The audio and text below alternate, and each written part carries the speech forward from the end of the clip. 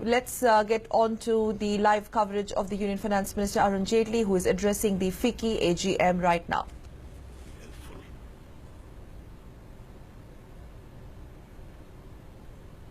Amongst emerging economies, if we look at India,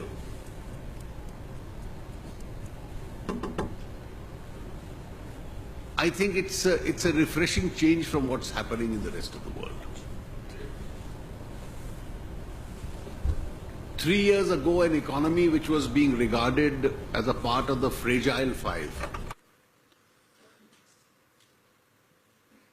today unquestionably is regarded as one of the fastest, if not the fastest growing major economy in the world. And if we look at the last 1 year in India, and I'm referring only to last year because this is your annual meeting, it's always good to reflect on the recent events of the year. I think we've had a series of very important changes. full volume पे बढ़ाइए. The first, which has been advocated for a very long time, but never really could be implemented, that instead of one person, you now have a monetary policy committee. So a far more broad-based body with a statutory backing, which now decides various decisions relevant to the monetary policy. A big departure from the past. We've for decades spoken in terms of rationalizing subsidies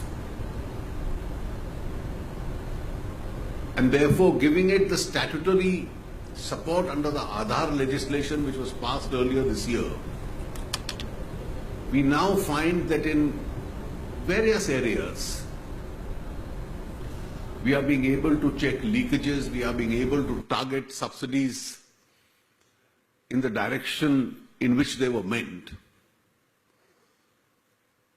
And this has indeed helped us to change even the course of discussion. If you recollect the 2014 elections,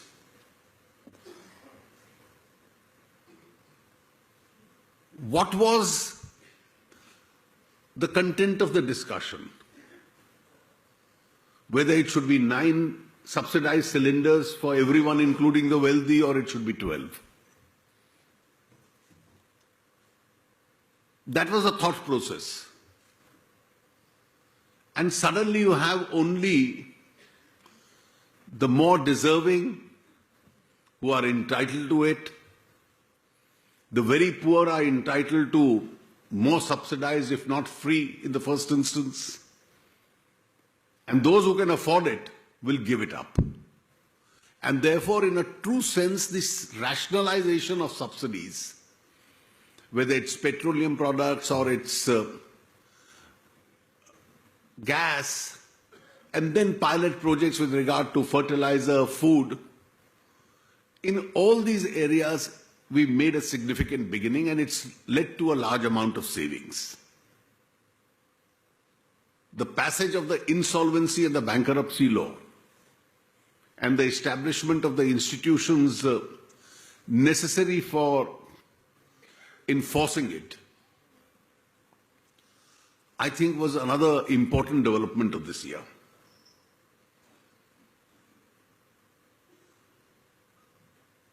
By far, one of the most important developments was the passage of the Constitution Amendment for the Goods and Services Tax. I'll refer to the present position just a moment later. And then, of course, the government took a somewhat courageous step in the direction of the high denominational currency ceasing to be a legally valid tender and went in for a large currency swap or an exchange.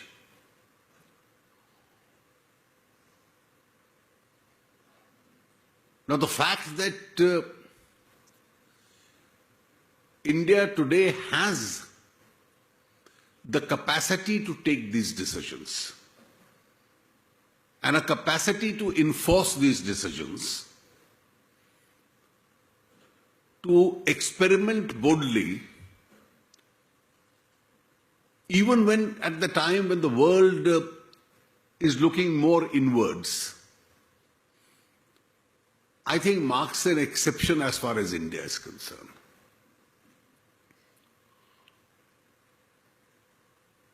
Having passed the Constitution Amendment,